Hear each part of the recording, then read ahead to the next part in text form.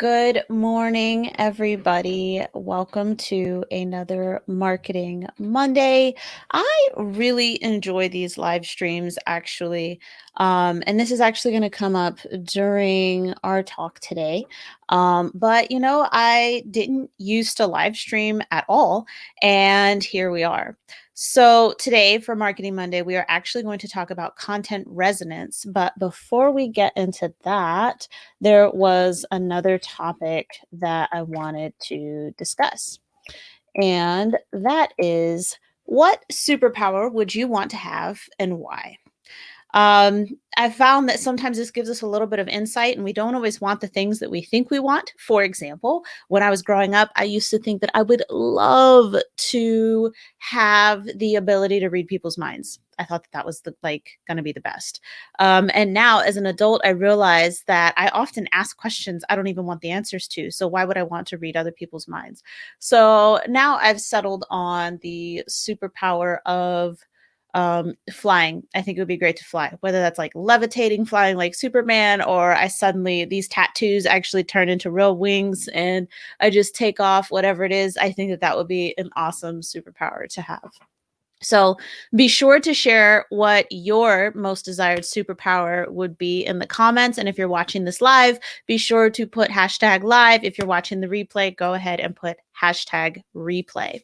So today we are going to talk about content resonance. And this topic is interesting because if you Google it, there isn't actually anything there. And that's because this was kind of an idea I stumbled upon when I was talking to Jennifer McGinley one day, and we were talking about what it takes to make great content. And this was a bit before I got firmly entrenched, with this idea of radical authenticity. So, content resonance was actually a concept that came to me before even radical authenticity. But, this was kind of part of my development process. I was getting there, right? And so content resonance is the sweet spot of content creation. It is like the bullseye of content creation. And what I mean is that, like, if you are creating content and you're thinking about what your audience wants, which is here, but then you also throw in what you want, then you've made this perfect bullseye here. And so, geez, come on, computer. I didn't even touch the cord that time. But like my computer, for whatever reason, this camera and stuff, it's incredibly sensitive.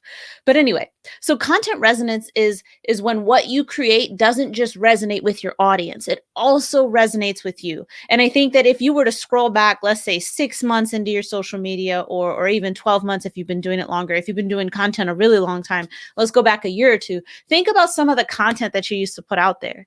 Like, even if it got a great response, even if it got great feedback, did you feel good about making that content? Looking back on it, do you still feel great about making that content? And if the answer is no, then that content did not resonate with you. If you are considering making content and you're like, oh, like you're cringing about it, I'm not sure, then it's very possible that what you are thinking about creating content around doesn't resonate with you. And that is the important part here when we look at content resonance. It's what appeals to your audience and what appeals to you. And you have to bring those together. And the reason why they have to come together is because content resonance actually relates to authenticity. How hard is it when you're confronted with something you don't like to maintain a straight face, to act like you're happy about it? How hard is that? It's incredibly difficult. And in doing so, you present an inauthentic face. So look at this with your content. If you are creating content using a channel you don't like, let's say live streams aren't your thing at the moment. I commented on somebody's post earlier, I think just this weekend, and they were saying that they wanted to do live streams, but they felt like they were stiff and professional, or maybe they wanted to do video in general and they felt like they were too stiff, even though that's not who they really feel like they are. Well, live streams, kind of require you to kind of ad lib and improv unless you completely script it out, which I never do. Um, But maybe live streams don't resonate with that person right now. And that's why I suggested, hey, I actually started out doing recorded videos first. And I pretended that I was just talking to one single person. And I was able to kind of cross that over and apply it to live streams. And I feel very much the same way now about my live streams, is that I am able to feel as if I'm talking to one person. So that's how it feels right now. I am talking to you. And so now live streams are a content channel that resonate with me now. So I do not have any trouble creating content in terms of doing something like a live stream. But let's say I was choosing a topic to do on a live stream that didn't resonate with me, a content that I didn't feel like was a good idea, content that I didn't feel was important, then it would be a struggle for me to remain authentic and fully invested and to bring my very best self, whatever that version of me is at the moment. It would be very hard for me to bring that 100% to that particular topic. So even though I'm using a channel that I like, I'm doing a topic that I'm not a fan of, and so that is what makes it a real struggle. And so finally, I wanted to look at some content resonance factors. Now, these factors are I touched on them a little bit. So we're going to go through. I made a list. Guys. I made a list. You can't see it because it's too bright on that piece of paper. But okay, so content resonance factors. What do you want to share? So it's really good idea to do competitor analysis. It's really good idea to do market research so you can see what it is that your target audience is talking about. So you can see what it is that they care about, right?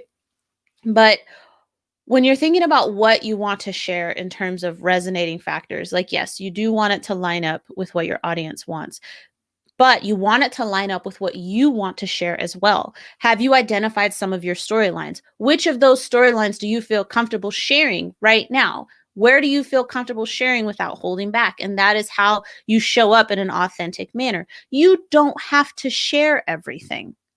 You don't like that's oversharing. You don't have to like Kim Kardashian it. You do not have to make a movie or a show out of your life.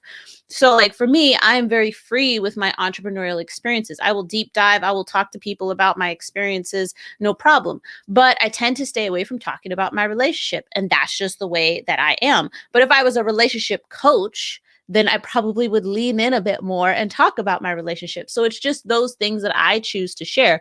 But the areas where I do choose to share, I do so without holding back. So first content resonance factor, define what it is that you want to share, whether it's personal, whether it's content topics that, you know, your audience needs answers to. It just depends on which factor, which area it is that you're building. But even topics, if there are particular topics I don't feel like addressing, then I won't. I mean, if you guys asked me. If you guys asked me, I would talk about it, right? Because then at least I know you want to hear about it. But right now, I tend to stay away from what I consider really basic topics because you can Google search how to write a blog post. But if you guys really wanted me to write about a blog post, how to do it, how I do it, I totally would because it would make me feel better to write about it. But right now, I'm just like, nobody wants to hear that. Um, so yeah, so what topics do you want to share? And then what storylines do you want to share? So that's the first one. Second one, how? How do you want to share your content? So that's a second content resonance factor. How do you want to share? So if video is not your thing yet, that's okay. Maybe video is never your thing. Maybe you want to write it out. Totally fine. But as a result, you have to just keep in mind that you're going to want to make sure that even if you're not doing video, you still repurpose those types of things and put it into smaller bite-sized chunks. There are plenty of people like me who would very much prefer to read, but there are lots of people who prefer another thing. But that's the thing is, even though other people prefer video, they will read. What do you prefer? Remember, that's the sweet spot. X marks the spot in terms of what content actually falls in that, you know, sweet spot of content resonance. How do you want to share? Do you want to do video? Do you want to do live streams? Do you love using Twitter? There are tons of people who love using Twitter. I am not one of them. Do you love Instagram? No, but other people do. Do you love LinkedIn? I love LinkedIn and I love getting on these live streams with you guys and I love doing video now. And, you know, I still really enjoy writing, but video I think is finally where I've kind of started to uh just, you know, started to relax into my role. So That's the second content resonance factor. How do you want to share? And then finally, the third resonance factor. When do you want to share? Doing Marketing Monday helps me create content. It helps me stay in touch with you, but it also isn't something that I necessarily have to do daily, right? I mean, not to mention, I can't do like Marketing Monday 5 days a week because the other days of the week are different names.